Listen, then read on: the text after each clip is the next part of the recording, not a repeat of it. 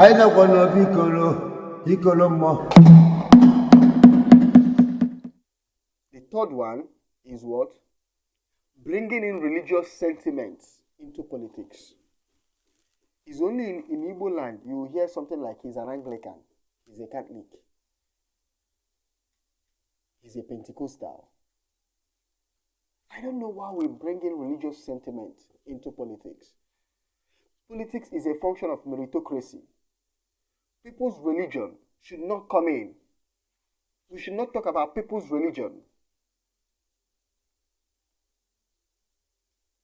We should discuss if this person that is contesting for a particular position in Igbo, in Igbo land, has what it takes to be a good leader.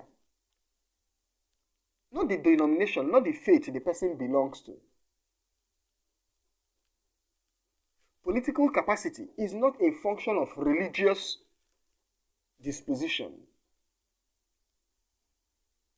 It's a function of character. How he has proven himself before him or her wants to contest for a particular political position, and not the denomination or the religious bloc the person belongs to. It's quite a shame that this divisive politics that is ravaging Igbo land is spearheaded by what I will call foreign religion. Today, Igbos do not know themselves. Igbos support people based on their religious disposition. That means even if tomorrow, if someone that is not even a Christian decides to contest for a political position, it becomes a problem.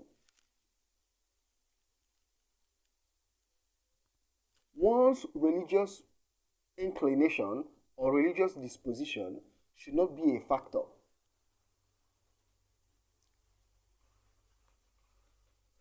It should not be a factor in determining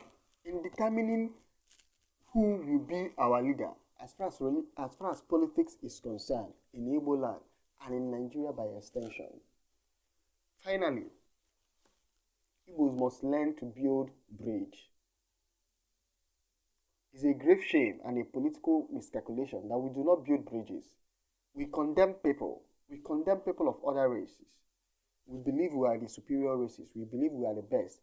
Yet we also cry that we are being marginalized. If you are the best, why are you then being marginalized? No man is an island. Igbos say, "Ufoke osisi adi emu kofia, no isi du, no isi du, no isi du, nya ono ofia juleju. Ufo nya ha zamba." We must learn to start extending hands of fellowship to our neighbors because we need them. We need them.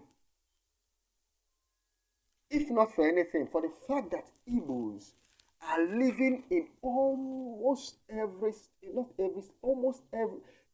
local government in Nigeria today, you must find an Igbo man there. Not Igbo man, plenty of them. Because of this single reason, you must learn how to build bridges.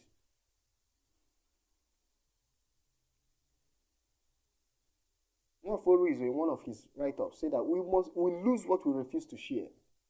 So if we refuse to share hand of fellowship, then we'll have to suffer for it.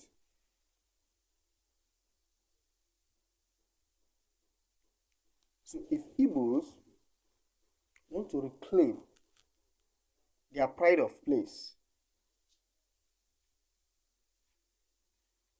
in the Committee of Communities in Nigeria, they must take care of these four things. We must solve our problem of internal cohesion. We must like ourselves. An Igbo man should be an Igbo man anywhere in Igbo land. First, charity begins at home. So an Igbo man must be an Igbo man anywhere in Igbo land. Once an Igbo man has lived a certain number of years in a particular community, he should stop being seen as a stranger in that community in Igbo land. 2, we should stop ridiculing the legacies and memories of Nnamdi Azikiwe. He's our father as far as modern politics is concerned. The third one, we should stop bringing in religious sentiments into politics. Politics is a function of meritocracy, nothing else.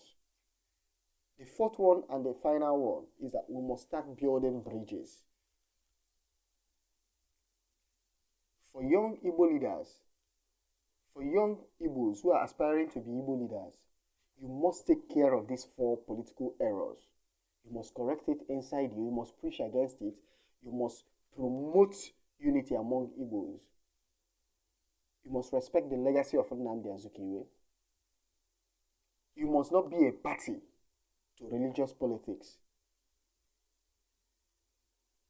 And you must learn how to be a good neighbor to those who are not Igbos. If you love the video you will just watch, please like and subscribe, and also share the video. Please like, subscribe, and share this video if you love it. Thank you. Anyị nakwa n'obi ikolo mmụọ.